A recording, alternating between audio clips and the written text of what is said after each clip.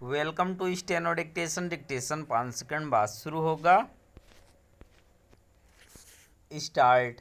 इससे संतुष्ट नहीं हुआ जा सकता कि अपने सरकारी आवास में अधजले नोट मिलने के कारण इलाहाबाद हाई कोर्ट भेजे गए जस्टिस यशवंत वर्मा के खिलाफ महाभियोग प्रक्रिया आगे बढ़ती हुई दिख रही है।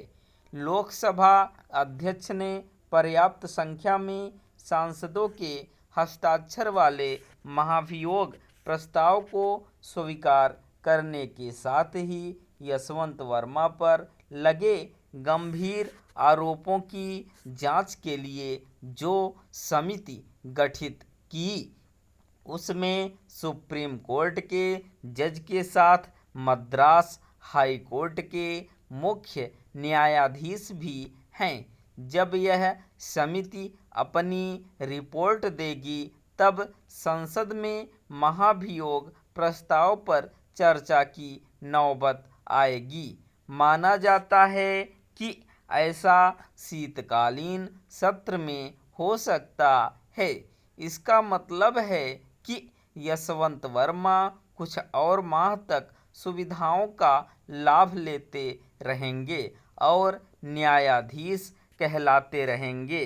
क्या यह न्यायपालिका और लोकतंत्र का उपहास नहीं होगा?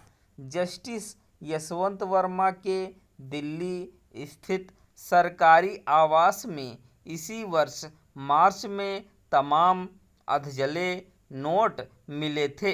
वे यह नहीं बता पाए कि उनके सरकारी आवास में इतनी अधिक राशि कहां से आ गई और कौन रख गया। उनकी माने तो किसी ने उनके खिलाफ साजिश की है।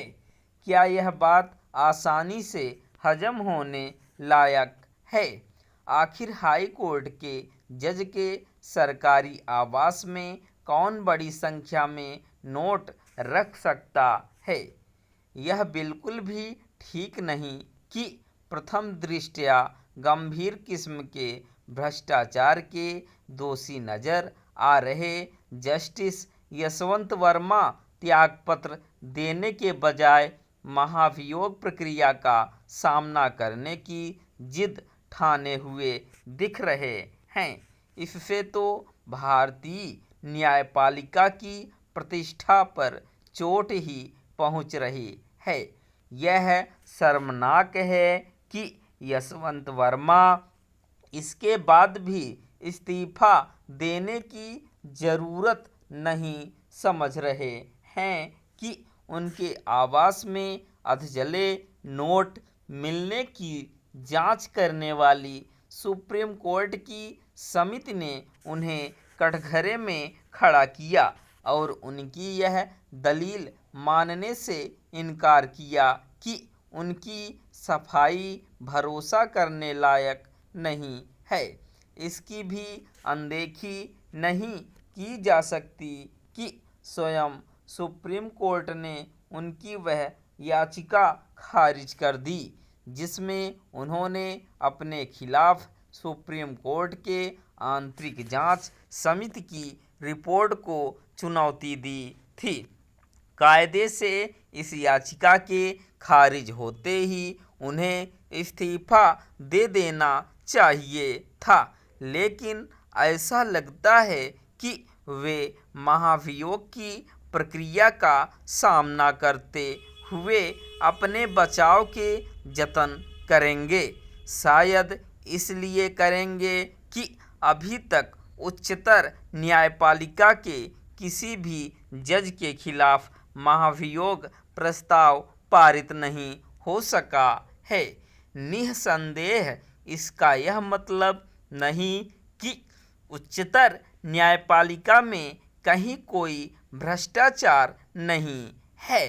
सच्चाई इसके विपरीत है। अच्छा यह होगा कि भ्रष्टाचार के गंभीर आरोपों से घिरे न्यायाधीशों से मुक्ति पाने की कोई आसान व्यवस्था बनाई जाए, स्टॉप।